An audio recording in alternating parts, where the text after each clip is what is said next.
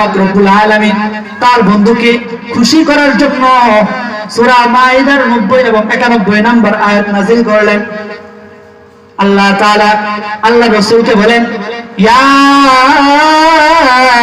আইয়ুহাল্লাযীনা আমানু ইন্নামাল খামরু ওয়াল মাইসির ওয়াল আনসাব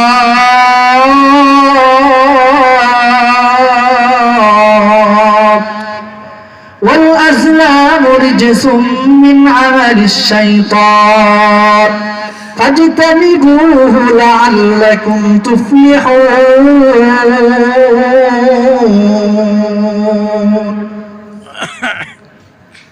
আল্লাহ তাআলা আল্লাহ রাসূলকে সম্বোধন করে সূরা মাইদার 90 এবং 91 নম্বর আয়াত নাযিল করলেন। তিনি বললেন, ও ঈমানদারেরা, শুনে রাখো, কান খুলিয়ে শুনে রাখো, মন দিয়ে শ্রবণ করো। আমি তোমাদের জন্য যারা ঈমানদার হবে, পাক্কা মুমিন হবে, তাদের জন্য মদ এবং জুয়াকে হারাম করে দিলাম। শুধু তাই না, মদের সাথে সাথে আমি আল্লাহ ছাড়া কোনো পৃথিবীতে কোনো মাবুদ নাই।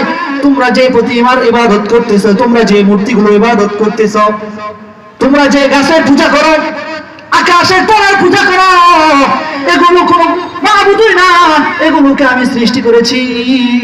কিয়ামতের দিন এগুলো কোনো কিছুই থাকবে না। সেই দিন তারা দেখে দেখে বলবে, ও মাওলা, আমার তো কোনো ক্ষমতা ছিল না, আমি কথা বলতে পারতাম না। মূর্তি কি কথা বলতে পারে? গাছে কথা বলতে পারে না? আকাশের নক্ষত্র, আগুনের যারা পূজা করে তারা কোনো কথা বলতে পারে, তাই না? তারা তো কথা বলতে পারে না।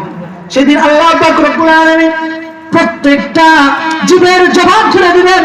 তখন তারা বলতে থাকবে, ও মালিক, আমরা তো কথা বলতে পারি নাই, তারা আমাদের ইবাদত করছে, আমরা সাক্ষী দিচ্ছি না, না না, তুমি ছাড়া আমাদের কোনো মাবুদ নাই, যারা আমাদের ইবাদত করছে তুমি তাদেরকে গ্রেফতার করো।